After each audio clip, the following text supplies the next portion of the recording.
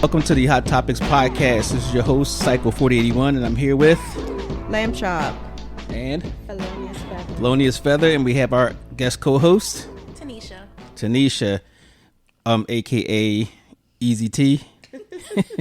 T-Easy. T-Easy. I'll say too easy. T-Easy. So, we tonight we have our special guest. We have Senator Charles E. Sydnor III from Maryland's 44th District. Thank you for coming. Thanks for inviting me.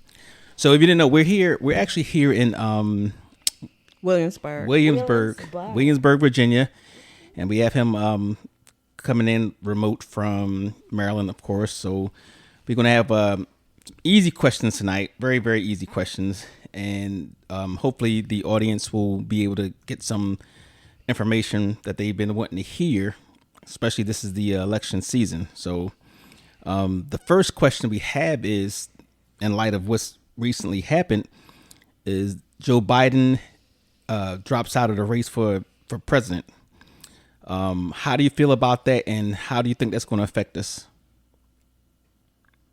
And again, thank you for having me this evening.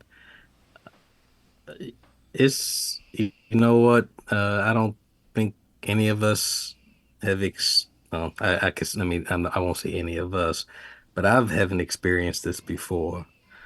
So how it's going to affect us, honestly, I'm not sure. I will say that just within the past 24 hours, there seems to be a lot of energy amongst Democrats, especially among Black women.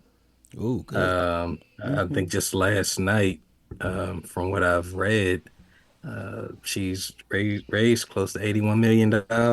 Great. In 24 hours. Yes, in 24 Having that kind of energy going into a Democratic convention is, it's pretty good. Yeah. Pretty good. Okay. So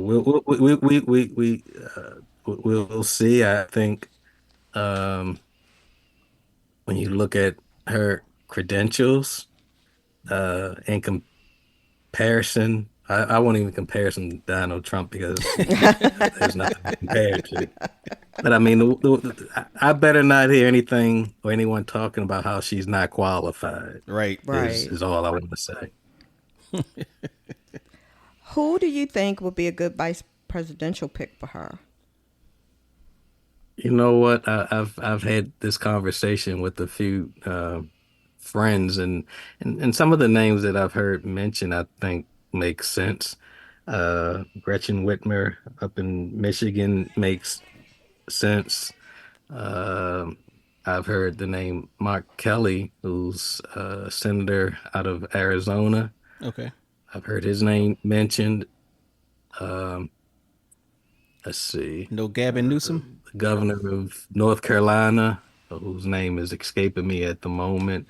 I've even heard the governor of Pennsylvania. He may be a good choice. I think she's going to have to pick someone who is going to be able to bring some voters into the fold that may have some questions or reservations about voting for Kamala Harris. Okay. You can put it out there, voting for a Black female. And look, one of the other things that I've noticed is Asian people are embracing her as well. So they're looking at her just as Black people are looking at her, and they're out raising some money for her as well. So that's really, I mean, so we've elected a Black president before. We certainly had a qualified person in 2016 running in Hillary Clinton. Mm-hmm. So the question is the United States going to be able to get over any types of sexism that certainly reared its head in the 2016 election? Right. Are people going to be able to pull the ballot for a woman. I won't have that problem, and many of us won't have that problem. Right. The question is, will she be able to get those votes in those Swing states states. to get enough electoral college votes? So Right. uh, I plan on doing whatever I can, and I know most of my colleagues here in Maryland, they're hyped and they're ready to do whatever they can to help her. This is going to be my last question on this trending news. What can our listeners, what can we do and our listeners do to help her, get over the hump, get there? What can we do? How can we help? You know, it's interesting. Well, number one, you got to make certain family members are registered to vote. Number one, and two, that they actually Do go out vote. and make an educated vote. And I say that because there there are too many of us out there who, for whatever reason, they still want to say that there's no differences in party or no differences in candidates, in spite of what we have now seen come from 4 years of a Donald Trump's presidency. Right. Um, and you can't tell me that there's no difference. And what's happening is too many males who I think are being sucked into this machismo kind of thing that he's bringing, Mm-hmm. and they're totally ignoring um, what it is that he's done to this country. Right. I've had those conversations with people, I mean, relatives of mine, male relatives who were considering voting for Trump, and you ask them the question, why would you vote for Trump? And it's been a handful of people who I've had this or done this with. I mean, most people, I think, if they have those relatives or those friends, they kind of cut them off. I don't think you do that. You have a conversation. So the question is why? And what I've gotten is uh, the lamentations about what the Democratic Party isn't doing, and black people being taken for granted and all this other stuff. All right, fine. Get that all off your chest. Now let me go back to my question. What is it that you expect Trump is going to do for you? Right. And I haven't gotten a real straight answer from them, because Trump does for Trump. Trump Yep. does not do for people. Yeah. Right. Trump has been one of the most selfish political figures that I've seen in my lifetime. And he's pretty much He admitted it with the whole thing with Elon Musk. He's giving me I don't know how much was it, $40 million. He's paying me every month, and we got to take care of guys like that. Right. That's ridiculous. he's about himself, and in that role, you can't be that way. Right. You just can't. And I think people, it's funny because I can remember some of the criticisms that former President Obama and his wife took, whether it's dress or whatever, just silly things. All that stuff kind of falls by the wayside. And those same people justify the hatefulness that has come out from this man. Um, You remember the tan suit and scandal? again, look, I can't wait to see a debate between the vice president and the former president. She's gonna eat him alive. I think he's gonna That's why not he's do it. that's look. That's why he's afraid. He doesn't want to debate her. Yeah. Yeah. I think he's not gonna do it. One of the things they didn't do last I don't time, think he's gonna do it either. they didn't fact check him like Yeah. the last time they they Yeah. did the live on the spot fact checking. And I think if It's yeah. So, but and I've had this conversation, and I would agree It's not. You're the candidate, so it was on Joe Biden to fact check him. Mm-hmm. Mm, Um, mm, it's not the moderators are there to kind of keep the debate going, but it was up to Biden to fact check him, and he did it every so often, but he didn't do it often enough because the man just kept lying. right. Um, Right. I mean, so Yeah. anyhow, So one of the questions I had, this was actually in reference to January 6th, since we were talking about Donald Trump and the hmm all the legal wranglings that's been going on since then. Is there anything on the state level that can be done to prevent things like that from happening? things like what? Like The with insurrection. the insurrect, like for example, holding people accountable. Not allowing them Oh, I to mean that's what our criminal laws are supposed to be for, to hold people accountable. supposedly. Um, but obviously, our Supreme Court doesn't believe that Mm, no one's above the law. Right. right. Um, Right. and that's scary. Very. Because that's what makes us different. That's what makes a Republican democracy very different than a monarchy, than A or I should say dictatorship. a dictatorship more so. Mm-hmm. Yep. Uh, where no one's above the law. We're supposed to be a nation of laws, Right. and I would say that it's it surprised me tremendously when the Supreme Court ruled in the way that it did. It surprised me even more when a judge down in Florida then attempted to dismiss this case against him. Oh Um, yeah. it is scary. I mean, it has had me rethink about my support of how federal judges are appointed. Maybe there should no longer be lifetime tenures to those kinds of courts. Maybe you don't rely on the political to impeach judges that are frankly they're not following the law. Right. Right. Right.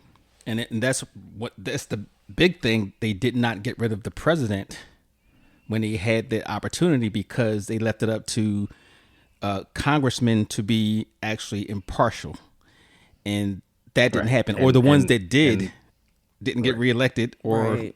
resigned. It you left it to a political body, and the political body, rather than doing what many of us would have thought would have been the right thing, they did the political thing, Right. and they punted it to uh, the courts, Mm-hmm. and unfortunately, we've had a judge who has been willing to try to find some legal way of letting him off the hook. Um, and what looked to me to be a very strong case.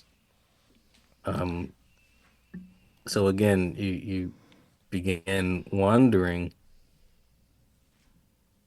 what one can do to strengthen your system to make certain that um, these kind of things aren't happening. There's nothing conservative about this Republican Party. Mm. Right.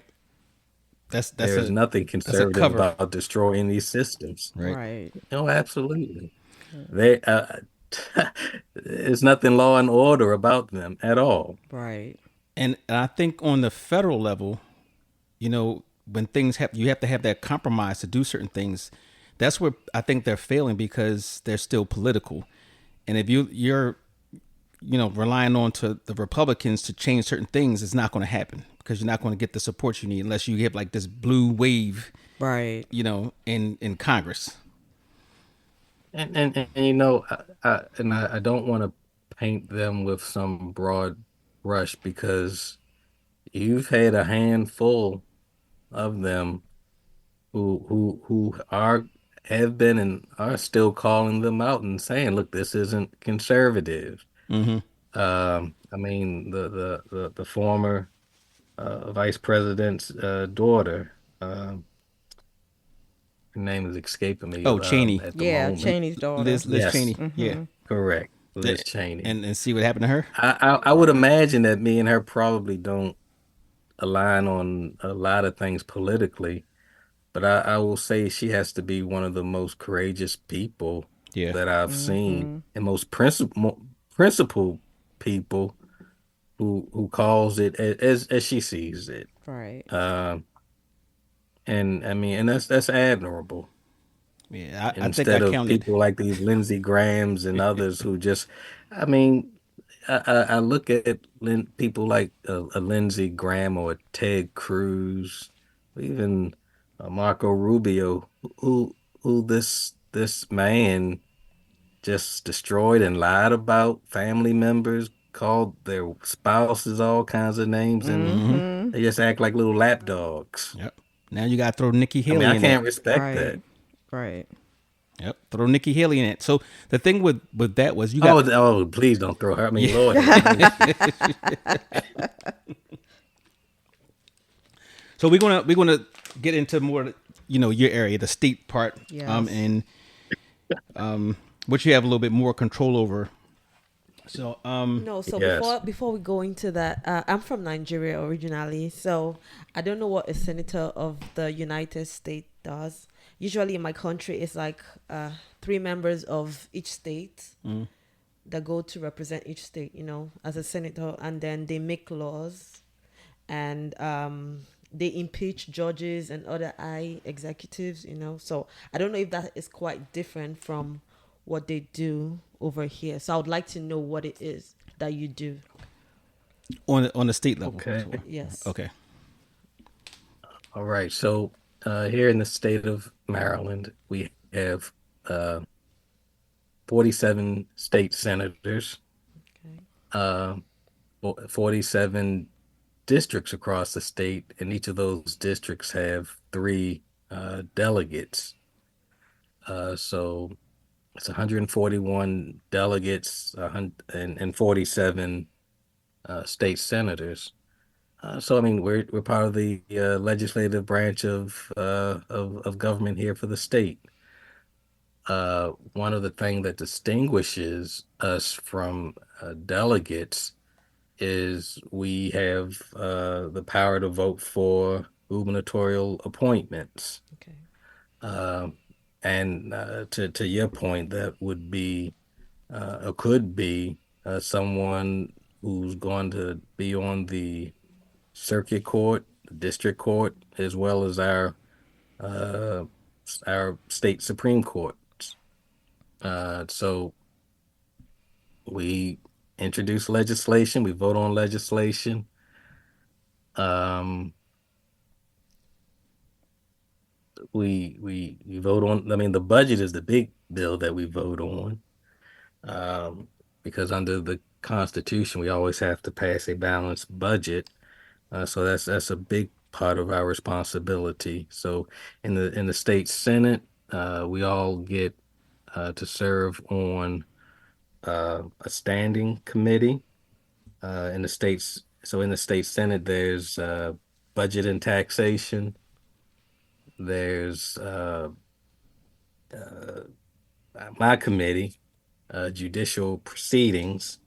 There is EHE, which is the uh, education, environment, and health. I think I got that right. And Education, environment, there's health. finance. Okay. And those are your main committees that make up the Senate. Now there are a number of standing committees that one could serve on. Um, by way of example, I serve on um, a committee that deals with um, uh, and I'm sorry, I should let me E EHE is the old name. I forgot the name was changed to Education, Energy, and Environment. So it's Okay. EEE, triple E. I'm sorry. That's why I'm thinking EHE. That's what it was when I first got in. Uh, anyhow, so there are a variety of other committees. One of those committees that I serve on is the Joint Ethics Committee. So you have all these different things, and each committee has its own jurisdiction on the types of work that it does. So So like each bill that comes through, it gets sent to a specific committee who specializes in that particular topic, and correct, then they correct, basically discuss it and vote for if it's favorable to go out to the main body for vote. correct. Okay. So So senators so are if like you on have the a state bill that level, not on the federal level. No, we have federal senators and we have state Senator. senators. Yeah. Okay. Yeah. So if you were to Right. like go for another election, what would be the next rank up for you? Like if you wanted to Move up. move up, yeah. That could be anything. the move up, I U.S. well, senator. here in the United Uh-huh. States, here in the United States, there are three branches of government, and we're co-equal branches of government. So there's nothing to move up to. Um, I mean, if you wanted, I mean, many people they may leave one of their branches to go to a different branch. I've had people who have left the legislative branch to become judges. And we've certainly had people who left the legislative branch to run for an executive position, whether it be a county executive or whether it be a governor, or some have decided that they wanted to uh, work at the local level, and they've run for a county council seat rather than being a state legislator. Or they've run for a congressional seat to work on the federal level in their legislative branch. So it's I wouldn't look at it as some sort of hierarchy. It's just more of a thing of what is it that you have an interest in, and how where would you like to make an impact? Okay. Many people think about the federal system as, I guess, the system that everybody wants to be a part of, but many people they would prefer to work at the state and local level because uh, uh, some may say it's closer to the people. You're not representing as many people. Districts aren't as large, so um, that's a preference for many people. Okay, thank you. Hmm. Were there any major bills or incentives that did not pass during this session? If so, what are they, and why do you think they weren't successful? Oh man, hundreds and hundreds, if not thousands, of bills are usually introduced each year, You said thousands. and only He said hundreds. and only a handful of them may pass. Okay. Um, if I were to go, and I think they keep track of these kinds of numbers on the General Assembly's websites. Okay. So this last session, there were in the Senate 1,188 uh, Senate bills that were introduced, 383 legislative bond initiatives. Um, there were 1,526 House bills introduced, Wow. 369 legislative bond initiatives. So, I mean, if you add those up, you're talking probably what, just about 2,600 bills, That's a lot. I don't think the average and person knows that. and I really don't think they do. 1,049 were passed. Wow. So the legislative So session is there's from what, a lot. January through April? 90 days that begins usually that second Wednesday in January Okay. through generally it's like that second Monday in April. Okay. So not whatever that 90 days is, it, that's how many that's how it'll land. So 90 days to to discuss Yeah. thousands of bills. Yeah. I really don't think the average Yeah. voter Definitely not. knows that. I definitely didn't know that.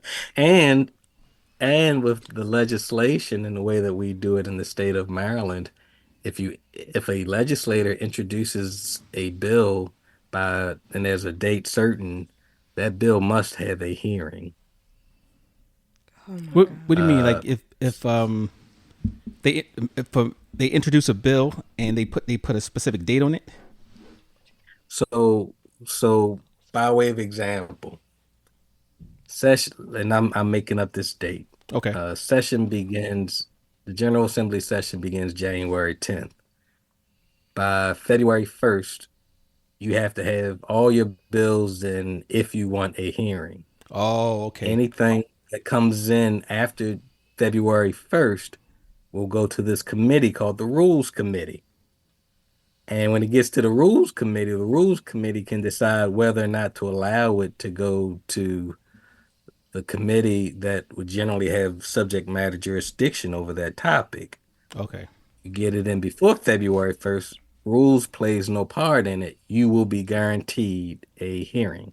Gotcha. Okay. So get all those votes in before February 1st. Right. You get Oh, all the well, you get legislation. you get The all those bills. bills in so Yeah. you can get a hearing. Now, whether or not the committee acts on your bill after a hearing Mm-hmm. is a different story. They don't have to. We don't have to. The committees don't have to act on anything Okay. except for the budget. Oh, okay. Okay.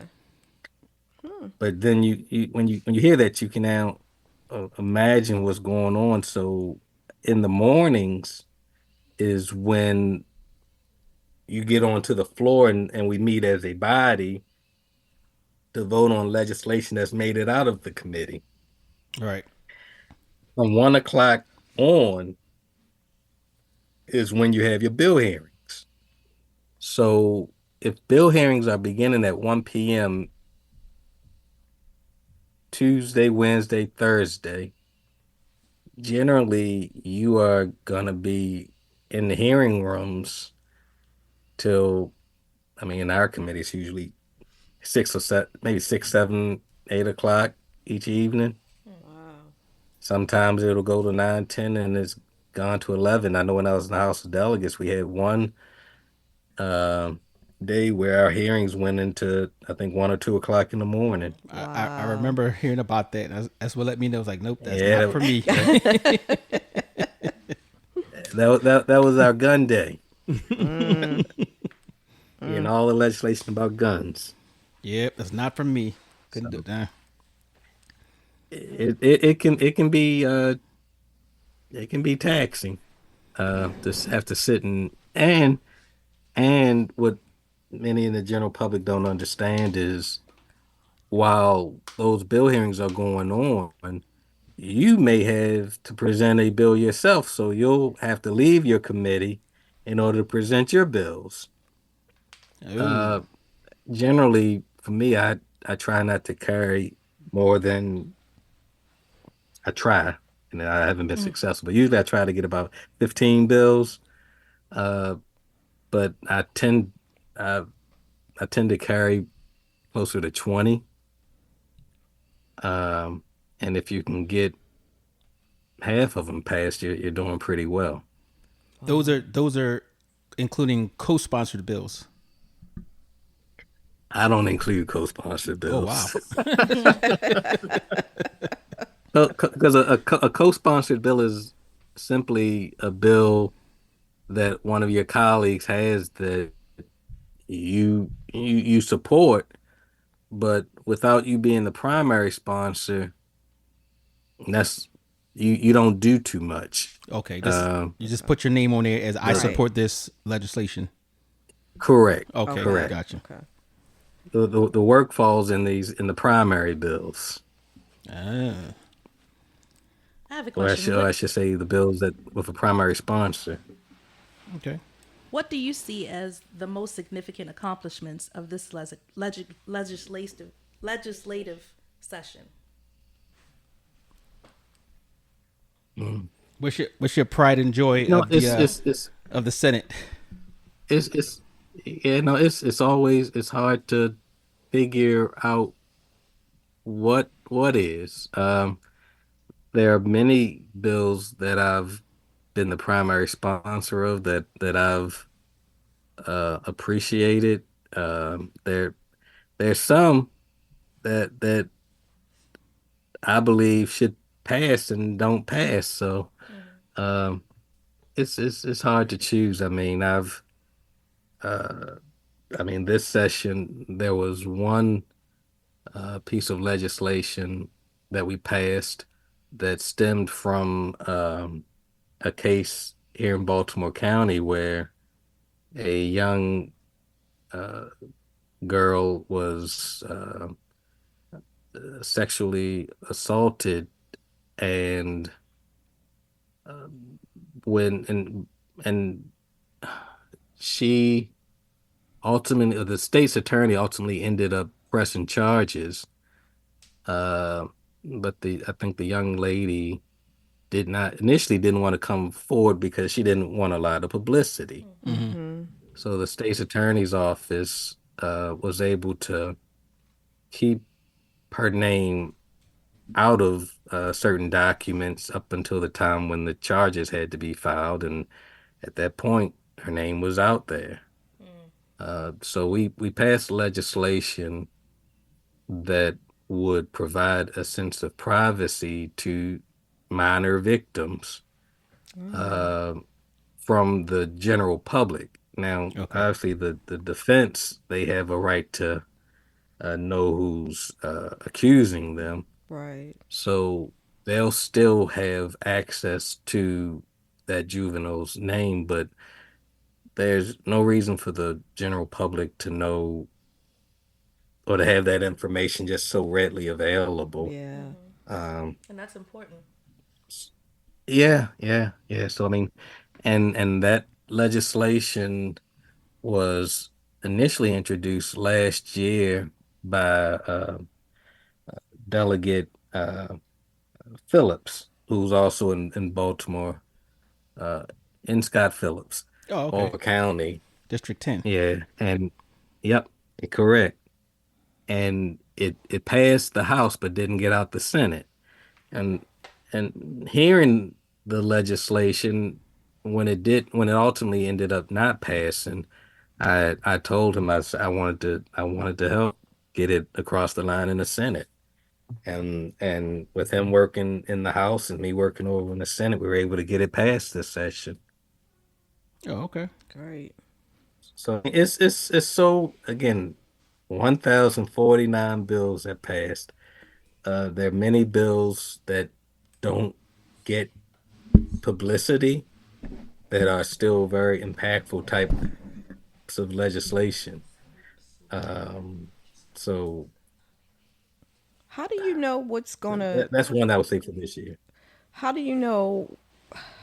I guess what you guys get to vote on. Like if everybody present all these bills, how do you pick? Or does That's everything the get voted chairman's on? call. Okay. That's the Okay. chair. That's the chairman's or the chairwoman's call. Okay. Okay. Well, it's just like that. I can't Yeah. imagine having all that presented to me and trying to figure out what goes and what doesn't. Yeah, so you have to know your chair people, know what kind of things that they're interested in and what they're not going to be interested in. And if they're not interested in it, you got to figure out how you're going to make them interested in it. Okay. Okay. So that's where the politics comes in. Gotcha. But potentially is you have to know how to work with people. Yeah, that's true. Oh, and speaking of which, working with people, do you get much bipartisan support? Are you guys able to work together across the aisle, so to speak? Um, Absolutely. okay, Oh, so that's good. that's good. There's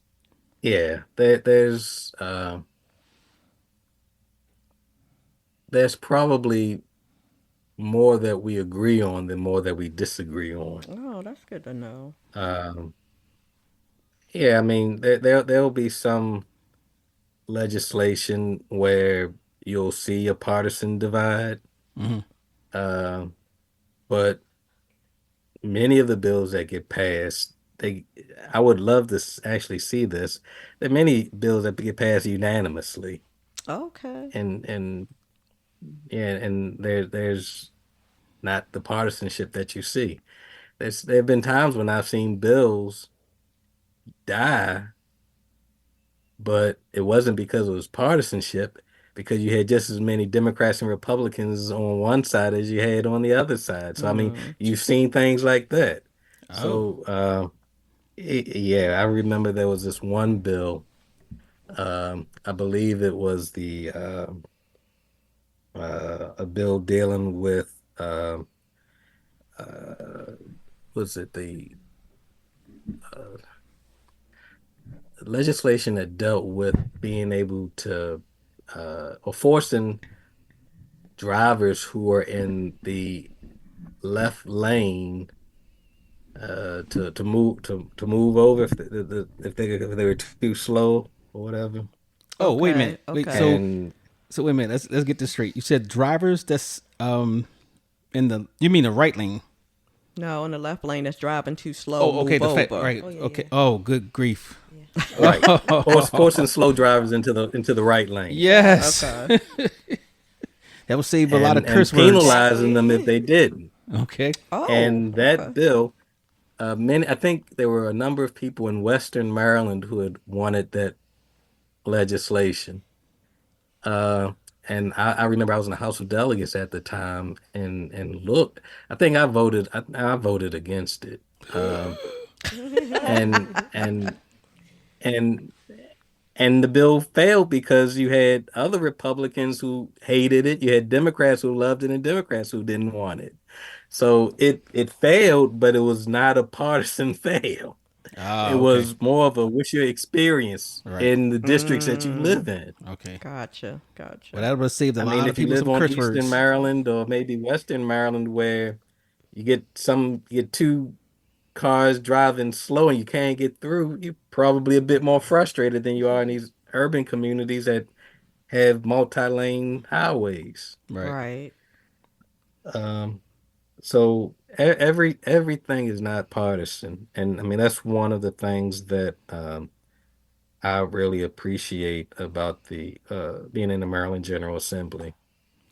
So would you Now say, that's not to say that things can't get partisan, because you will have some votes where they're party line votes. so would you say it's more regional than partisan? Mm. It So depends like on the the, legislation. okay. Okay. Okay. Yeah. So looking It ahead, always depends on the issue. oh, okay. Looking ahead, what issues do you believe will be at the forefront for the next legislative session? What, I can tell you that for me, for the past few years, I've been working on legislation to bring a Voting Rights Act to the state of Maryland, okay. because I see what they're doing at the federal level, uh, Mm. chopping away at the Federal Voting Rights Act. So if what the courts are doing and what they're trying to do what Republicans are trying to do at the federal level is send things back to the states, then I want to make certain that our states have good, strong, solid laws dealing with people's voting rights. Um, just a few years ago, when we did the redistricting maps here in Baltimore County, I ended up being a plaintiff who sued Baltimore County because of his redistricting maps. Right. I remember that. Right. And I had to rely on uh, the ACLU and NACP and these organizations to help supply me and some others with attorneys in order to sue. Mm. So the legislation that I had would empower the attorney general to move forward on cases where local governments were going beyond uh, where they should be going. So if there was anything that was unconstitutional or discriminatory, the attorney general will be able to step in and check these local governments. Unfortunately, that bill, like I said, it didn't pass, but it's a priority of mine.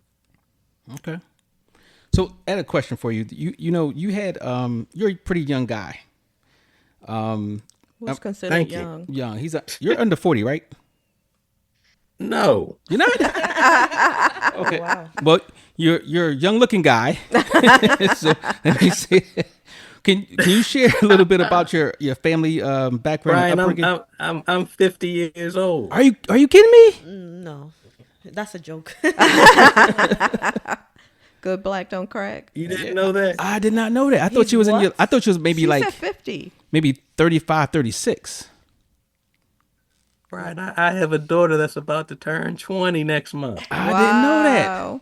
Wait a minute. I've seen your daughters. Your daughters don't look that old either. Flattery will get you everywhere. Wait, Yeah, wait a minute. No, yes. sir. Let me tell you, because his daughters look like clones of him. So- but they were little. Has it been that long? Apparently it Look, has. the youngest turned 16 Oh, no on kidding. Saturday. Oh wow. I guess it has been that long. Okay. Yeah. Okay, so I'm not I'm an old so man. you're a fairly old guy. There you go. There you go. I don't know. I thought you was in your 30s, like maybe 36. Wow. Okay. Well, scratch that. What? Now you can tell us about your family and upbringing. Sure. No, I'm originally from Baltimore City. Grew up, let's see, first 4 years of my life, it was off of a street called Midwood in Northeast. That was close to Morgan. That's where my father had went to college. But we moved to Southwest Baltimore City back in, I think it was 78, 79. I don't recall. Um, Went to, uh, s- like I said, went to Poly. Okay. From there, Ooh. do we have somebody over there perpetrating? I'm a poet, Lord so I have have mercy. got to talk. I'll talk about anybody who is not from Dunbar. Oh my Lord, Brian, I'm gonna ignore her. See, I thought she was from City, Dunbar, whatever. Anyway, Over east, that's right. oh my goodness, oh my goodness. No, but seriously, I'm just joking. Uh, but in fact, I went to Johns Hopkins with a guy who actually I went with two guys who I think came out of Dunbar. So when I was at Hopkins, if you were from Baltimore City and you're on that campus and you went to a public school in the city, it was either Poly, Dunbar, or City or Western. Right. Yep. Um, and so uh, graduated from Hopkins. Thought I wanted to be a teacher, but while I was at Hopkins, realized that wasn't for me. So I had an interest in educational policy and went to UMBC, where I majored in policy with a concentration in educational policy. And I think my first year there, I was with a friend and saw something on the wall talking about a joint degree program or dual degree program at the University of Maryland School of Law. Applied and got into that school. So in 2000, I graduated from the law school and from UMBC Graduate School in May of 2000. Nice. Nice. Clerked at the Yeah. Circuit Court for Baltimore City for 1 year, where we dealt with let's see, it was sex crimes. I think that was my first day in court because I remember dealing with a lot of statutory rape cases, or Jeez. Oh, my really? judge dealing with them. That's got to be hard. It was out, and because you had many young men coming in saying, "Your Honor, she told me she was this age. Mm-hmm. And I mean, if you listen to the stories, she probably did tell him that. Right. But the judge that I had said, I mean, the law doesn't provide me an opportunity to let you off because you say that she lied to you. Right. You did what you did. Right. You engaged in sexual acts with this girl who was underage. You're guilty. Right. You met her in the bar. So I mean Said, go that's pretty 25. it was No, eye seriously. opening. This is a legit one. I remember a case like this where a guy met a woman, a child, teenager in a bar that you had to be 25 and older. And things happen, whatever, and then next he's standing in front of the judge. So I mean that's Yeah, not that you look at uncommon. all that context and you assume that she's older than what she is because, like you said, 21 and over. What does 15-year-old be doing at 21 and over? Right. Right. It happens, and and I mean I do remember one of the stories where I think the guy must have been he was a jerk to the girl, um, and did they did what they did, and he kind of dismissed her, and when she went home all early in the morning, the mother was like, "Where have you been?" Right. And then it all unfolded, and like you said, and he ends up before the judge. Yeah. I've seen those cases before. Wow. Yep. Yeah, and but that year, one of the more interesting cases was a case. I think it was called the Elmley Street Murders, where there was a family. I think it may have been 4 or 5 people who were killed over on Elmley Avenue in East Baltimore, in some, I think it was a drug dispute. Mm. Um, and I remember the um, the defendants. They had these, and I didn't know these things existed, but they had these shock vests on them during the course of the trial. So I guess if they got out of hand, the bailiff could stun them. Oh my The the God. the defendant. Yes, Oh, okay. Never heard of that one. he didn't. That sounds cruel and I unusual. I don't know exactly what transpired that Right. yeah, I don't know what transpired. I wasn't a part of those, but I just remember. Wow.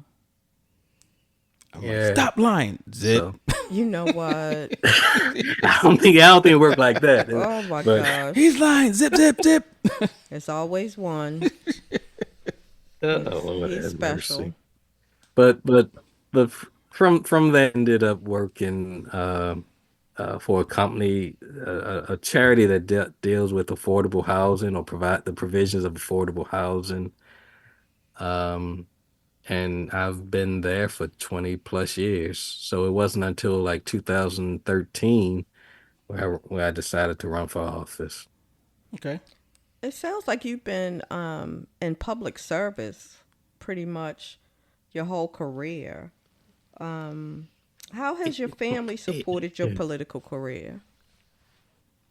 Oh man, you can't do this without your family kind of taking on things that most people don't have to take on. So Mm. whether it be me going out to meetings while we're not in session or while we're in session, uh, somebody has to cook on those evenings. When you're not home or get children picked up and the like. So I mean, my wife has been a tremendous support in what I've done. Our parents, they've been supportive and helping with the girls when one of us were unable maybe to get them from school, Mm. um, or get them to school. So I mean, it's been a familial effort uh, when it comes to even fundraising. Mm-hmm. I have my network of people, my family, they have their networks, and and people have been willing to ask their networks for money to help me with the campaign because running is not cheap. Right. Yeah, that's a And fact. some people, I don't know if their idea is when you're raising money, they think it's going into your pockets, but the reality is that money is going into a campaign to help you get a message put out so Mm-hmm. that you can get elected. So it sounds like you have So a I mean, village. nobody should be. Yeah.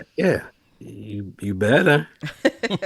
If you want to do this, you cannot just depend on yourself. I mean, Right. you may be the one in front of the camera, but it's a whole lot of stuff that's happening that helps get you there. Right. Your father's been And involved I with and you. I know that. Your father's been involved with you a lot, also, right? Because I've seen him Oh around. my goodness. Yeah. On the campaign trail, he tells people I can sell my son better than he can sell himself. And Well, he's right because I don't like talking about myself. Well, with all this hard work, how do you unwind and spend quality time with your family with a busy schedule? You know, sometimes you you just have to sit down and turn on the television and then just enjoy watching a movie or some cartoons or something with them. Um, Sometimes we have little game nights and play Uno. Mm. That crazy. can get ugly Um, sometimes, but especially Uno no, and it's like Monopoly. oh yeah. No, my father, he says you have everything that you need right there today. And Mm. he's right. My eldest, when she goes to a university, close to university, uh, but she's nearby. During the summer, she's here. Everyone's here, and I know in a few years that's not going to be the The case. case, yeah. Yeah. But my daughters are here with me, wife, and we. I enjoy cooking, Oh, so that okay. that that's that's that's relaxing for me. What's your best dish?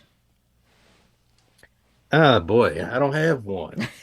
Um, I mean, uh, I could take pasta in all sorts of directions. I mean, I like to go out on my back porch and pull some fresh basil and make a pesto and put that on some linguine Okay. or some shrimp, or even Oh. making an Alfredo sauce to put on the pasta. And I've been working on this is a cool thing. My district is a very diverse district. We have one of the largest mosques, I think, here in the state of Maryland. Oh yeah. Nice. So Mm-hmm. eating Middle Eastern or Indian cuisine, I I've grown to enjoy this dish called buttered chicken Mm-hmm. Yeah. Yes. Yeah. with with some naan. Yeah. Yeah. Yeah. So Garlic naan. I, oh, so guess what Charles learned how to do? I've learned how to make buttered chicken and naan. Nice. And I noticed from your Uh, social media, you're out in the community and actually supporting a lot of the businesses because I see you at the different restaurants and stuff like that. yes, Yeah, that's I good. I figure I want to promote the district, so it's funny people could care less about what I post when it comes to political stuff. But if you post about food, people follow that. Yeah. And so I want people to come to District 44 and see how wonderful it is and see the wonderful restaurants that we have. So it's my indirect way of kind of promoting the district and promoting the good food that's right here. I mean, whether it's our good pizza or seafood restaurants or uh, we have some good Peruvian. We have a good Peruvian restaurant, Oh the yeah. Salsa Salsa Grill. I grill. mean, Yeah. Salsa. Yeah. Yeah. And they give you a lot of food Oh too. my That's smart. goodness. Yes. That's Yeah. that's very smart because you are right. People will follow food. Oh, absolutely. So I'm always on the lookout. I mean, there's a restaurant down in Arbutus. I've done some hanging down there called Our Recipes. Really good food owned by or created by a black lady who used to be a teacher, I believe, at Arbutus Elementary, if I'm remembering correctly. And I mean, really good food, and well supported by the community down in Arbutus. Um, so yeah, I do. That's public service right there, Brian. Yeah, I Yes, can it appreciate is. that too. Yep. I know. I usually know them food spots. Catonsville Gourmet, Franco's. I mean, man, the Beaumont. I mean, there's so many, especially along Frederick Road. Yes. Really good restaurants. What's that? Duesenbergers? Yes. Oh my Yes, God. yeah. Yeah. And Oh, shoot, I'm man. fat. I love that place. Wait, that needs to and go on the list. what's the other one? The not the Mission. It's called the the big one, like right across from that. The Main Street Mission, something like that. I don't know. On Yeah, Frederick Road? I'm Yeah. not certain. the Mission. I forgot. I can't even remember the name of it. They got good food anyway down there on that Frederick Road spot. You're gonna have to text me offline and let me know because I'm always in search of good food. Oh, the State Fair. And Faley's is supposed to be coming. What is it? I'll say it again. The State Fair. No, I said Faley's is supposed to be coming. Faley's? Fadley's, that's the seafood place. Oh, I never heard of that one. It's at Lexington Market. Oh, is it good food? Exactly. I don't eat The seafood. crab cake. Is it down on Frederick Road? Yeah, Oh, they're okay. supposed to be opening on Frederick Road. Wow. Sounds good. Some good stuff. We'll see. You can get a Yeah. crab cake. Ah, They're famous for their crab cakes and oysters. okay, like Papa's size crab cakes I don't know. or Coco's Pub size. I don't Oh, that's right. You don't that. eat seafood. I'm asking about So I've seafood. heard. Oh, that's funny. But All right. In what ways has your family influenced your approach to public service and policy making? If we're talking about how I grew up, I mean, my mother was almost, I think she was like a jack of all trades. I mean, this woman, she was a beautician with her license there, bus driver, um, esthetician. She did so many different things. My father, he was a parole and probation agent. oh, that's right. That's So right. yeah, so I mean, it's for me. I mean, it was always a thing about caring for your community, caring for others, and uh, but also following the rules. Um, Even with your father being and parole and and probation, that would give you a lot of insight on stuff on the state level when it comes to it does. yeah. And growing up, you never quite understood. So I look back now in retrospect and like, oh, that's what he was doing. I got it now. So yeah, given the work that I do on my committee, I talk to him all the time, and you realize because I mean he gets it. He worked with people who were convicted of committing some pretty bad crimes. Right. But he was always someone who believed that uh, you weren't what you did on your worst day. So I mean, you did something evil, you did something bad, but that's not necessarily who you are. As a whole. Correct. Yeah, we Correct. found that out because we Correct. actually worked Absolutely. with Yeah. the hotspot / C-Safe / Right. Yes. VPI. Yes. Yeah, He loved that. He thought that was one of the best programs that parole and probation had. I did I too. And you got to agree. work Yep. along with law enforcement. Yep. And Substance obviously, abuse. Yep. yeah. I mean, and the state didn't want them carrying guns or anything. Yeah. I guess for Okay. liability Now, purposes. speaking of So which, having a police officer there with Yep. is it was he thought it really helped, and you're being in the community.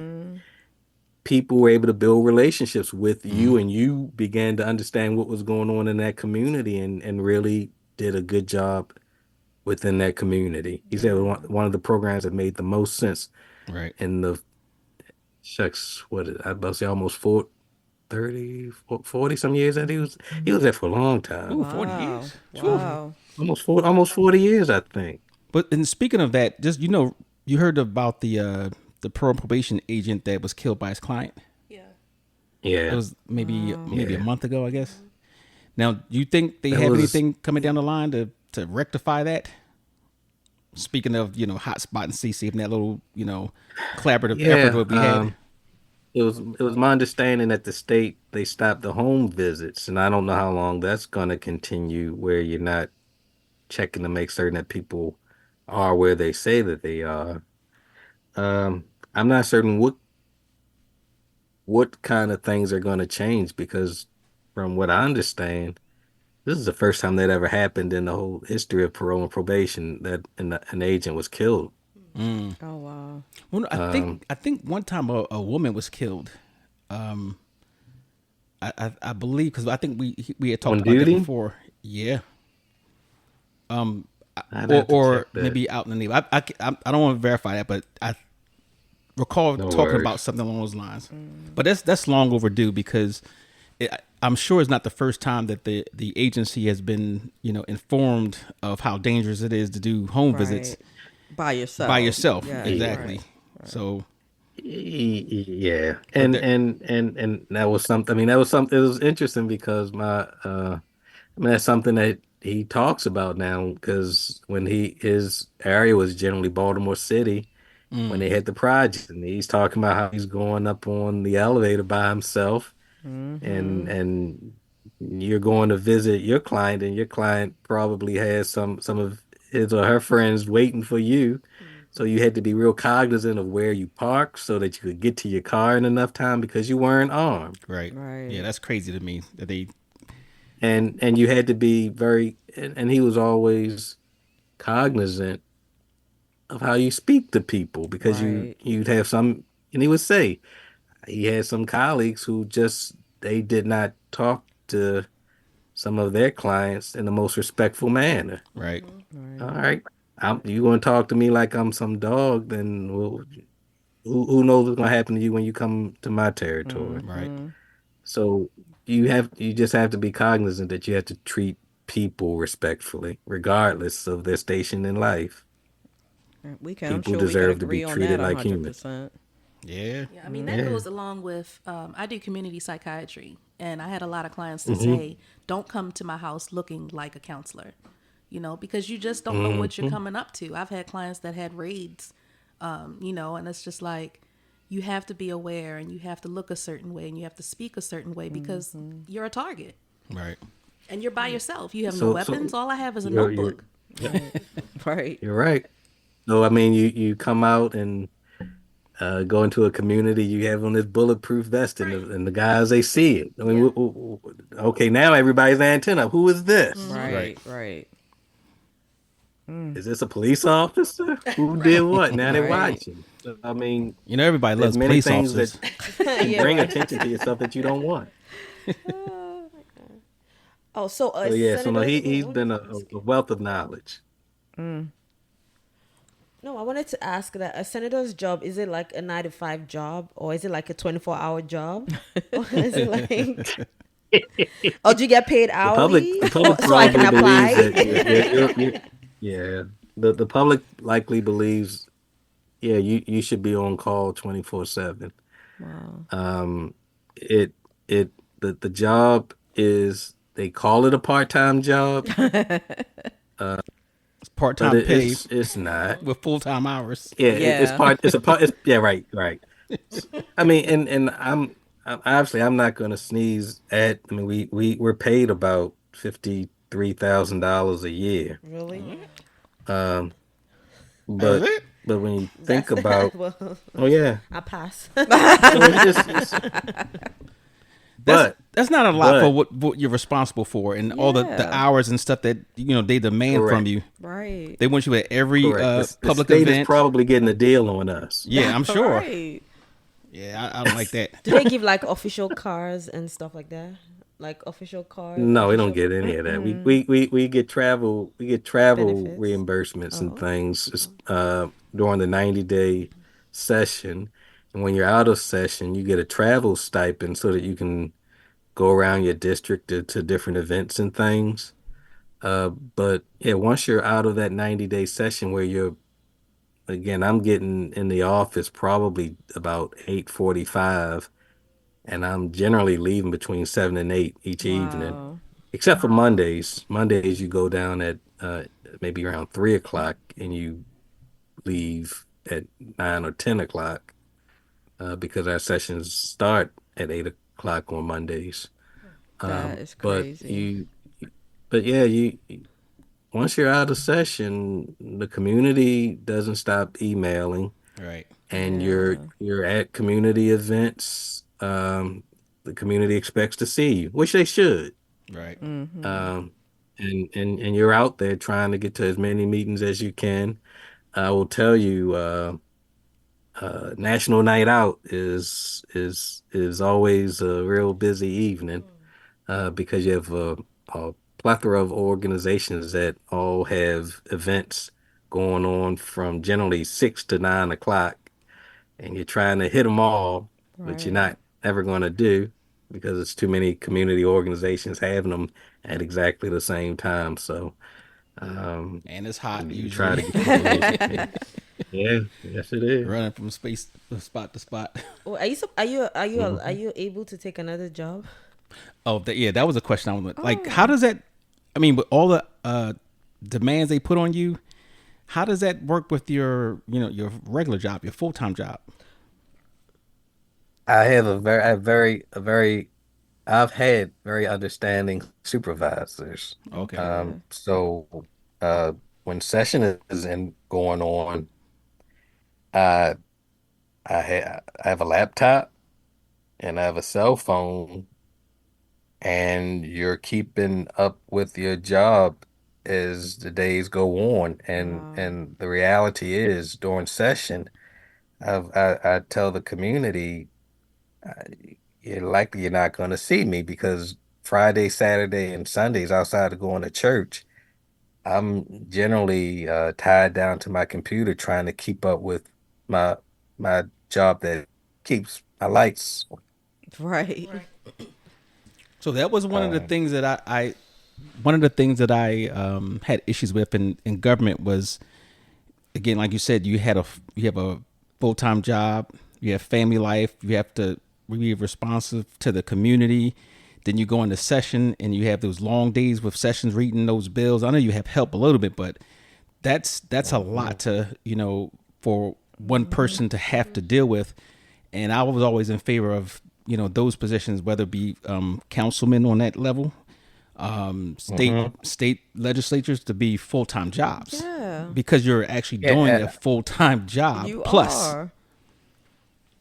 And I yeah, honestly don't you believe better that the have. public knows that. Right. I, Yeah. They I don't. really don't believe Yeah, that the yeah. public knows that. So I Right. appreciate you sharing that with us because I didn't even know that. Yeah. That is a lot of work. There's a lot of people vying for your time and your attention. Yeah, it definitely should be a Oh full yeah, time don't job. don't miss an email from somebody from your district because then they're Right. gonna go on and tell the community that they didn't respond to me. Right. Like we don't And never the see and the them. reality is, look, the reality is you're getting hundreds of emails a day, Mm, uh, and and you have to rely on staff members as well as yourself to try to read through and respond to these emails so that people know that somebody's there who's trying to help them. right. Right. So we try to have a policy in my office, and I'm not against the policy, so I'm not saying we'll always hit the mark, but we try to respond to constituents, and by constituents, I mean not necessarily the greater Marylanders, but people who live in District 44. Within about 48 to 72 hours, there should be some response if you've sent us something via email. Yeah, that's challenging. quick Whether it's turnaround, responses, though. we're Yeah. gonna look into it. We'll try. There should be some response. So We'll forward your email to Stacy. last thing I whatever. wanted to say on that was, seeing as that's not a full-time job as far as, but they pay you. And back in the day, I know why. There were some people were farmers and stuff like that, and so they only had that little bit of time. And then about time to change that and Right. come up to the 19th century. and maybe the legislature should have full-time pay and full-time, make that a full-time job. Right. So at the congressional level, it's full time. There is a bill that just passed the county council, Baltimore County Council, that makes them full time. Okay. But I don't know if Marylanders would necessarily go for that. They need it. There's some Marylanders who are happy that you just get 90 days to do what you do, and then you're out of their hair. Wow. Yeah. Well, maybe we need to do something like maybe start a petition. Yeah. Because like Lamb Chop said, people don't know that. They don't know they that. really don't. I guarantee you that a lot of them don't. Yeah. Don't. But I'll say this: it really helps to bring in different perspectives when you have people who do other things. Right. So the job that I have informs the kind of stuff that I do in the General Assembly. And that's one of the benefits of having a citizens legislature, rather than full-time elected officials who just are elected officials. Right. So it can be taxing work, Right. but it's good. It's good, decent work. I enjoy it. Well, it definitely sounds like that this is a labor of love for you. And like I said before, that you put a lot of, it sounds like you've had a lifetime of public service. And I don't think you're stressed, because if you look that young, I don't know. Look, some days are more stressful than others.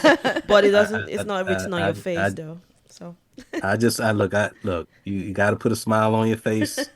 There's a song, I think and I apologize if this is too old for some of you, but the Spinners had this song about make them laugh, clown. Don't let them see you cry or whatever. Right. Yeah. Look, if you got to put on a show. The crowd, the audience don't care about how sad you are. That's true. That is true. Yeah, he said, I done paid my dough. I want to see some show. Laugh, clown.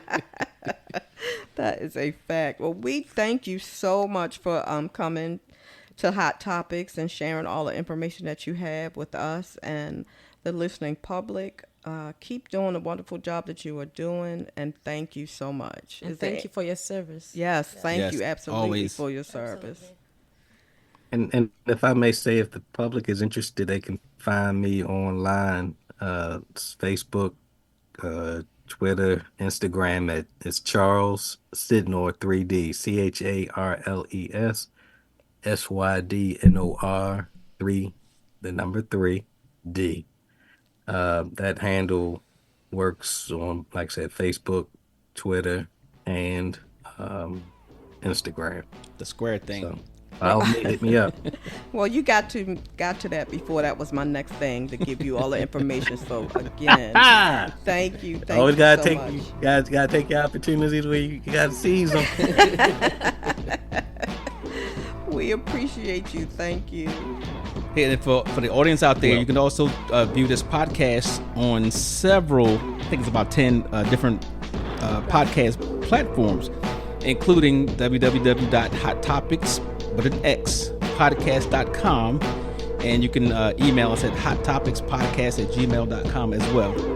And again, thanks for coming, and maybe we can meet again on our podcast later on down the line.